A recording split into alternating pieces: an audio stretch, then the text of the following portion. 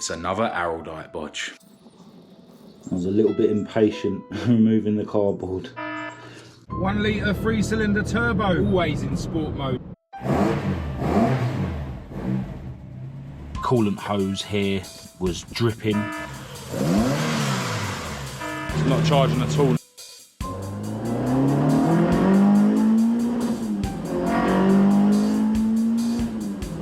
I bought some new tools. A new jack, another socket set. New carbon fibre quarter bumpers. Yeah, not gonna lie, I'm nervous about doing this. That's enough umming and ahhing. Time for some action. Hello and welcome to this video.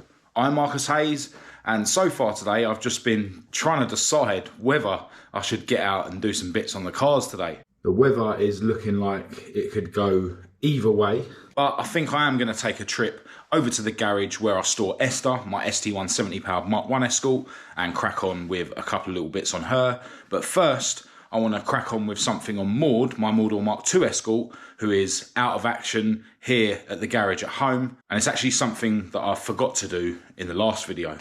And it's another ARALDITE bodge. Alright, so I'm not going to bother pulling her out the garage. But what I'm going to crack on with now is bodging this fuse box. This contact here is a bit wobbly. There's a slight crack in it, but it hasn't completely broken.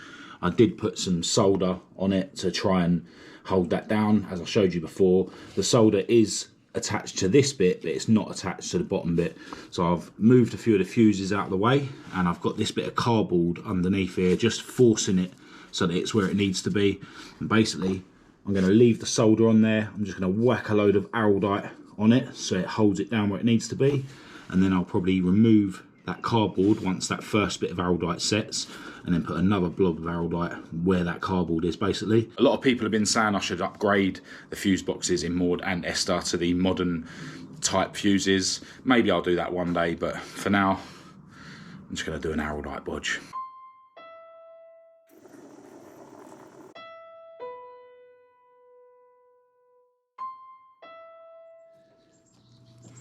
I was a little bit impatient removing the cardboard. I think I'm going to take this fuse box out and do a better job.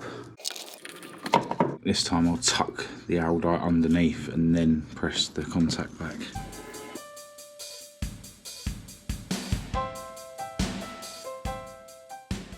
I think I'm just going to leave that, and I'll remove the cardboard later, so I know that that bit I've put on there already is fully set. So now I'm going to jump in Roger, my beautiful girlfriend cat's plastic Fiesta, and head over to my other garage. 1 litre 3-cylinder turbo, always in sport mode when I'm driving this thing. Wow, check that out. Is it a Morgan? Yeah, I think that was a Morgan.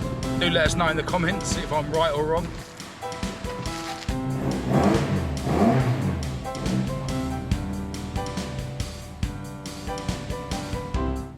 Alright, so Esther is out of the garage, and before I just got her out of the garage, I was messing about with a couple of things.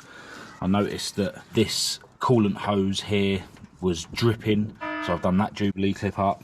I basically started checking all the Jubilee clips. The one that was here basically got cross-threaded, so I've replaced that. And I've also been looking at some of the earths and the wiring in general, because when I tested to see if the alternator was charging the battery on this car the other day, it doesn't seem to be charging it. And yeah, a minute ago, as I say, I was checking all the earths and stuff, and I did just tighten the alternator belt up a little bit as well, just to see if that was anything to do with it. But yeah, no change. I'll just show you what it's showing on the multimeter.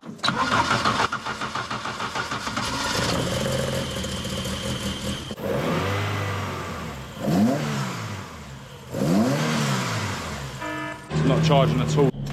And the belt was making a load of noise just then. It's obviously too tight now. I have been testing continuity on things. So if you set this to ohms, and then put the black lead on the negative terminal of the battery, and then touch the red lead on the body of the alternator. You know, 0 is perfect, 0.3, so if I do the same to test continuity between the main power lead on the alternator and the positive, there is continuity. Yeah, I'll have to get on the internet and remind myself how to test an alternator. Some people were saying that these batteries can die on you if you let them go completely flat, which I did recently. So I suppose it could be something to do with that. But, you know, my charger at home did allow me to charge that battery. Normally, when a battery is completely dead, it won't even charge it. All right, so a bit of time has passed and I've been doing some investigating. I started by disconnecting the battery and just giving these a good clean with sandpaper. I gave these a good clean with sandpaper as well. I dug out some of these toothed washers that I was going to use when I reconnect the battery. And then I remembered that ages ago I needed to do a repair on the wiring for this alternator, and it's to do with this 2-pin plug thing that goes on the back of the alternator.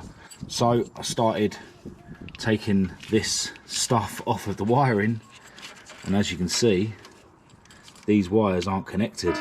Now it is possible that when I did that repair, I might not have had any solder, so I might have just twisted the wires and put heat shrink around it, or just done a really poor job of soldering it. But yeah, we'll find out when I get all this heat shrink off and that. Yeah, I clearly didn't solder that. And if I remember rightly, I actually replaced a section of wire from here down to further down. So I'm guessing there's another joint further down that hasn't been soldered. Well, at least I seem to have found the problem. It looks like I was the cause of it. Anyway, I'll crack on with fully exposing my previous bodge, and then I'll get the soldering iron out. Alright, so after a bit more investigation, it turns out that the joint that broke today, which is this one, does have solder on it. And further down that wire, there's another joint which does have solder on it. But the one that didn't fail today didn't have solder on either of those two joints. So the dodgy wiring lasted better than the proper wiring. Anyway, that joint there is okay. Just got some heat shrink that I'll slide down and sort that out with. I'll obviously pull all the old solder off of this one before I'll reconnect it to the plug. And then yeah, this wire, I need to put some solder down there and then resolder this to the plug. The soldering iron is now warming up. I'm nicking a bit of power off of Roger using this box thing that plugs into the cigarette lighter. Put a bit of flux on it first. I have to get the old trademark electrical tape out. This heat shrink's too small. Need to invest in some more heat shrink. So this one, just need to slide the heat shrink over and heat it up. Now I just need to solder this plug back on.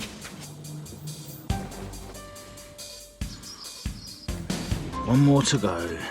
I have to cut this wire down a bit, I think.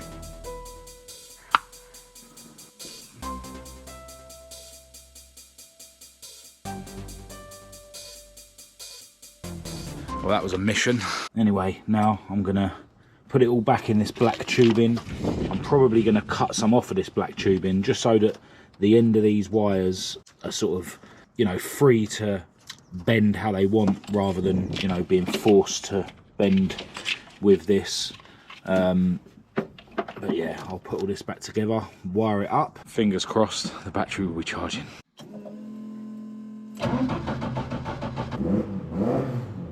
14.2 volts. Oh yes.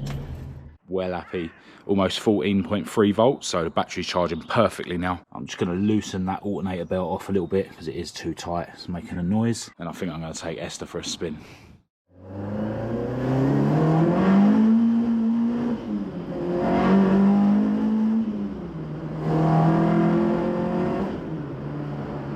Yeah, that wiring was definitely not what I planned to get on with today, but when I got around the garage and remembered that when I tested it the other day it wasn't charging, I decided to dive into it. Battery is now in the green. Now I do want to send a massive thanks out to everyone who got in touch with your opinions about what happened with the damage in Esther's boot. As I mentioned in that video, I'm not bothered about it. I'm not going to be losing sleep over it. You can hardly notice it inside, and I do plan to fit a spare wheel post in the boot, and then when the spare wheel's on it you won't see that bit at all. Obviously I am looking to get it sorted though. You know, from underneath it does look like a right mess, and with the paint chipping off it will rust. But yeah, one winter I'll just pull the tank out and I'll be able to get a local blowing done, you know, on the inside and the underneath. It's not a massive deal. Now, because so many people did get in touch with their opinions, and you know, they were sending me screenshots from the old videos, just trying to work out when it happened, which I really appreciate. I have now realised that in the video when I collected the car from the paint shop, the damage was there. And I've had a look at the clips just after Esther got crashed into. I went back around the garage and had a closer look, and it wasn't damaged then. So it's either happened between the accident and it going to the paint shop, or it's happened at the paint shop. Definitely seems like, you know, a jack has slipped, you know, with a bit of wood on it and damaged the boot floor. I'd like to think that if I did it, I'd remember it. After the accident happened, I basically switched the half shafts round for the ones that are in it now, that were lent to me by the Cougans. And I think I took it to the Ace Calf, and I took it to one other meet. And then it went and got repaired. Either way, it would have been nice if that damage got repaired while all the other work was getting done, you know, while the tank was out. But, you know, I'm not pointing fingers. I'm really, really not bothered about it at all. It's my fault for not checking the job properly when I picked the car up. I was just so excited to get her back. But yeah, I'm really, really not bothered about it. When I first started building this car, I wanted to, you know, enter it into show and shines and put mirrors underneath it, but I sort of lost interest in that side of things. You know, this car will be getting used. Obviously, I'll have to not use it in the winter and try and be careful because it is mint underneath and stuff, but yeah, I'm not going to be losing sleep over wear and tear. And ultimately, if it did happen in between the accident and it going to the paint shop, obviously when the guys from the paint shop came round to do an estimate, they took pictures. So if the damage wasn't there then, you know, they didn't price up for repairing that. So yeah, that might be it. But anyway, talk no more about it. It'll get sorted one day, and I'm really not bothered about it. I'm just really happy that Esther's battery's now charging. I can't be out too long because I've got Roger, which means I've got to pick Kat up from work at 7:30.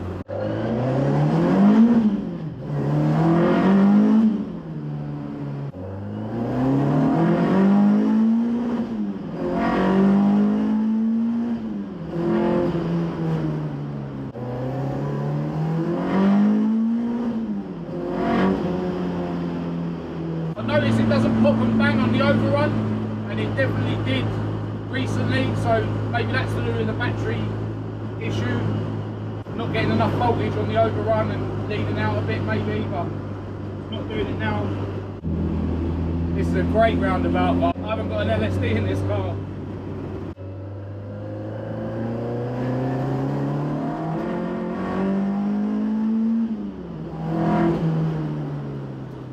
Hello, right, into a new day, and I've bought some new tools. So the other day I picked up this new jack from Costco. Apparently it's good for 2,750 kilos, which probably means it could lift all three of my cars at the same time. It's a bit more low profile than my old jack.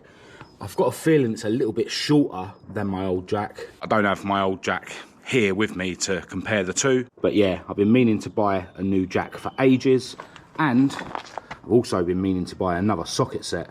I picked this up from Halfords the other day. This is their 200-piece set, and my other set is their 175-piece set. The main differences that I can see with this set is that the spanners are actually ratchet spanners, and I actually bought a set of Halfords Professional ratchet spanners separately, which I'll now leave at my other garage at home with my old socket set. And this set also has pinless UJ things.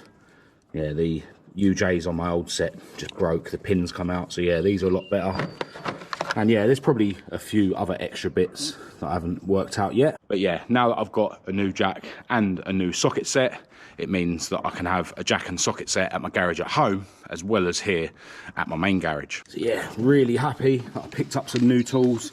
Love getting new tools, and these were actually discounted, and I got an extra 10% discount because my beautiful girlfriend Kat is a nurse and she gets 10% off everything at Halfords.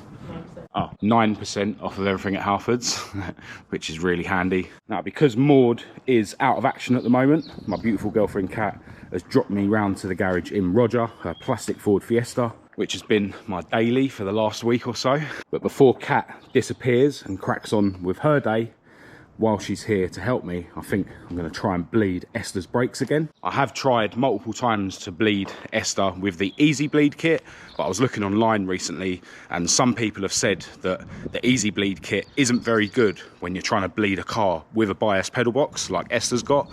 So we're going to try and bleed the brakes the old-fashioned way. Now I do have some normal non-ratchet spanners in my tool chest, which are from my old Halfords Professional set. So I'm going to dig some of these spanners out, then I'll get Kat to press the pedal whilst I get underneath the car and undo the bleed nipples. You weigh 2,750 kilos? Yeah. 58.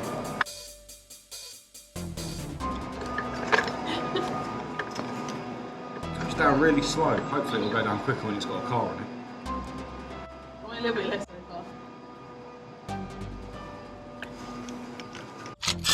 Now I can actually bleed the rear brakes without jacking the car up, but got a new jack.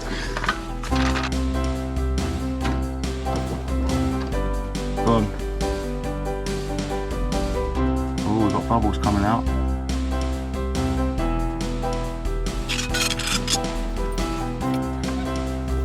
How's that non-power steering? Myself.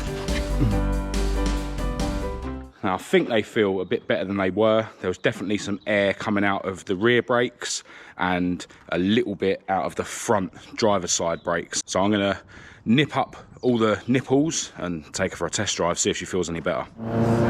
Brake test.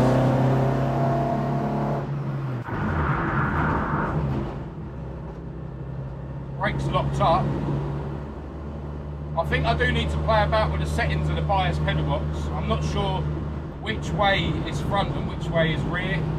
Kat was saying that the pedal went all the way to the floor when I undone the nipple on the rear brakes, but not all the way to the floor when I undone the nipple on the front brakes. Now, I don't know if that's to do with the size of the cylinders or just going past my lock-up point. Can't really see many marks on the ground. But yeah, I don't know if that's to do with the size of the cylinders or potentially something to do with the bias setting. Yeah, do let us know in the comments if you know. You know, if the pedal goes more to the floor when you undo the nipple on the rear brakes, does that mean I've got the brakes biased towards the rear too much or towards the front too much?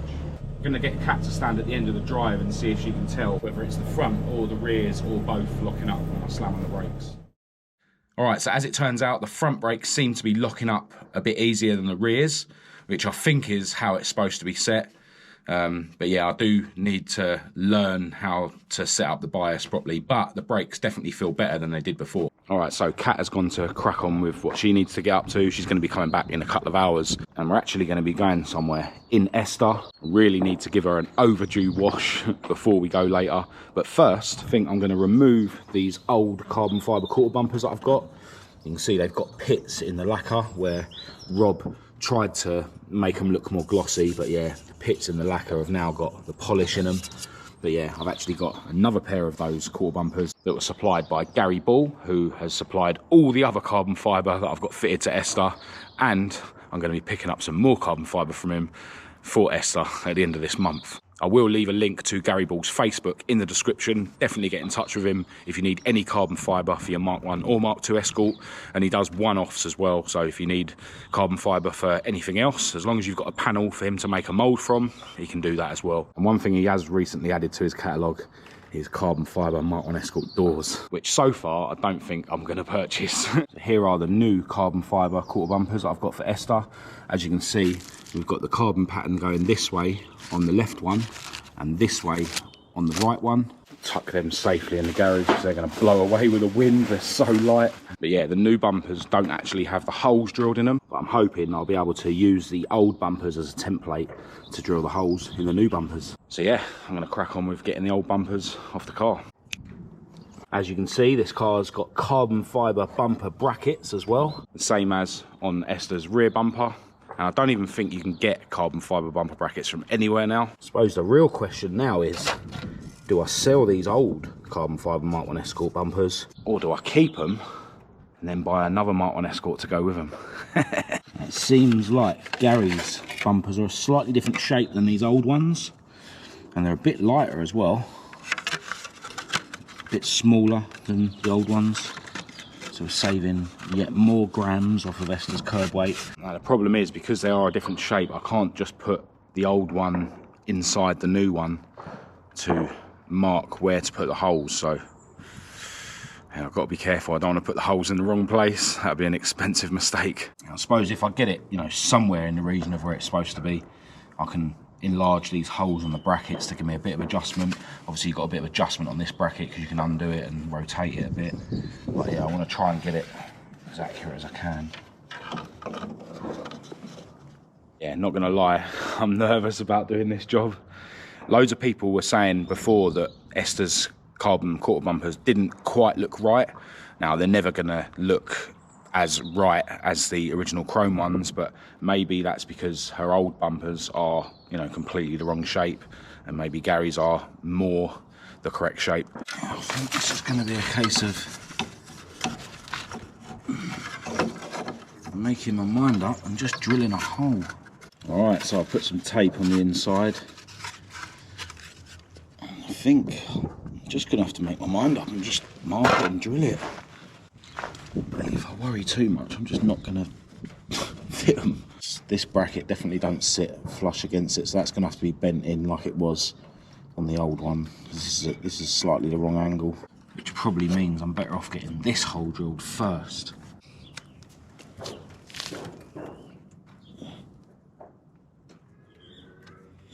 I don't want to put this one on the ground, but you can see that my mark is closer to this, you know, bend line than the hole is on the old one to its bend line in the bumper. But that hole is further away from the bend line than this hole. I'm guessing it will look better if, you know, the hole is the same distance away from the bend line as the other hole, whereas on this one it isn't. You know, you can see that that's much closer to here than this is to here. I think I'm gonna have a look at some pictures online of Mark 1s with the chrome quarter bumpers fitted.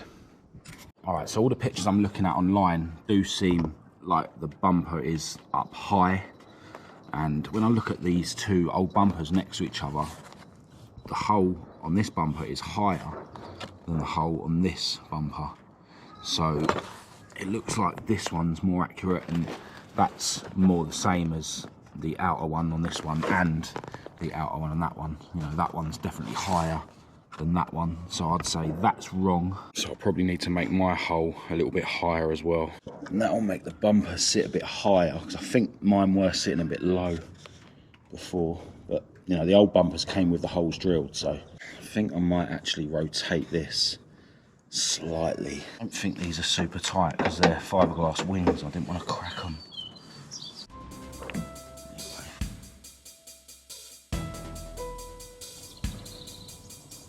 That's enough umming and ahhing. Time for some action.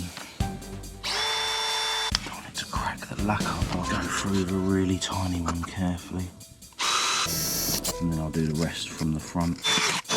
I've only got one of these 8mm O-rings left, because like I did with the rear bumper, I'm going to use these O-rings to protect the bumper. Also, the same as I've done with the rear bumper, I'm using these Allen key button head bolts rather than filing the holes in the bumpers to be square.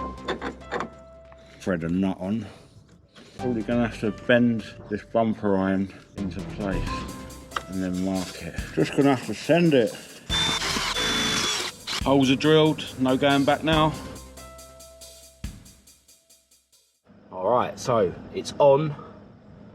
As I mentioned earlier, the holes in the brackets are slightly elongated, so I can mess about with the adjustment if I ever need to. But what I really want to try and do is make sure the holes on the passenger side one are in roughly the same place as the holes on the driver's side one, so that, you know, the bolt heads at least look even. Although, as I've realised today, the old bumpers, they weren't very even at all, and I never really noticed it. So yeah, now I've got to go through that whole nerve-wracking process again for the passenger side one, and I think I'm going to crack on with that off camera, and we'll see what it looks like afterwards. All right, so I've got got the passenger side quarter bumper on now. I'll just show you how I went about drilling the holes for this one, and I'll just use the old bumpers to explain how I did it. So much like the driver's one, first I marked the outer hole, you know, put tape on it, marked it and drilled it. And then for the inner one, I actually removed the driver's side bumper, and basically I held the two bumpers together like this, and then carefully rolled the other one round like this, making sure that it didn't slip like this one is. And then I was able to mark the second bumper, and then it meant I was actually able to drill it through the front. Obviously I put tape on there first and marked it. But yeah, if I do that with these bumpers, you can actually see how uneven the holes are. I mean, even if I just hold them like that, you can see that this one is lower. Then if I roll them round like I did with the others, you can see that they don't line up with each other at all. Because what I wanted to do is make sure that the bolts are in the same position roughly on each of the quarter bumpers, unlike the old ones were. So ultimately you can adjust the actual position of the bumpers with the brackets, and you can actually see on this driver's side one that it does need to go down on this inner bit, so I need to adjust the bumper iron, or the bumper carbon as it's now called. And what I'm going to do is basically take these brackets off, elongate the holes, or just elongate the front one actually, and then I'll be able to bring that bracket down, and then that will make the inner part of the passenger side quarter bumper come down, and I'll be able to get it more lined up. As I mentioned earlier, I only had one of those O-rings, but I've just thrown these fibre washers on, which were on the bumper bolts that were attaching the old quarter bumpers to the car. But yeah, I am going to need to fiddle about with the adjustment and get the bumpers to sit a bit better, and throw some O-rings on the other bolts, but I'm going to do that another day, because what I really want to do now is something I've been meaning to do for ages, and that is give Esther a well overdue wash.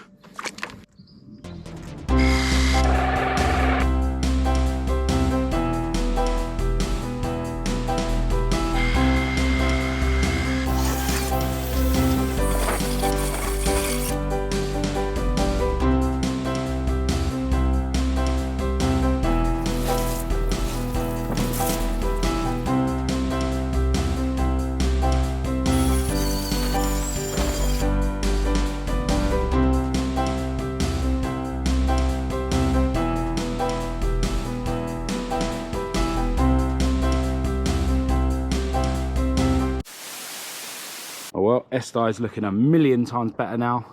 Not perfect, could have done a better job on the wheels. The engine bay is still filthy. My beautiful assistant has just been helping me dry her off. But yeah, that wash was well overdue. And now I really need to pack up and get out of here, because as I mentioned earlier, I've got somewhere I need to be later on. Obviously, loads more exciting stuff going to be happening with this car during the summer, but I'm glad that in this video I finally got the new carbon fibre quarter bumpers fitted, although I still need to mess around with the alignment. And I'm glad that her brakes now seem to work a lot better, and I'm really glad that her battery is actually now being charged by the alternator. So I need to get myself changed, pack up and get out of here. So I'm going to end this video here. If you did think it was any good, please do give it a thumbs up and a share. If you didn't, give it a thumbs down. Click subscribe to keep up to date with all my future uploads, and check the links in the description to my social media and my website for you guys that want to check out my regular blog posts or grab yourself some official Marcus Hayes merchandise. I'll also leave a link to my newly launched Patreon in the description for any of you guys that want to support the channel in that way. Massive thanks to all the patrons. I really appreciate your support. I'll also leave my email address in the description for anyone who wants to contact me. But other than that, until next time, from me and my beautiful girlfriend Kat, thanks for watching.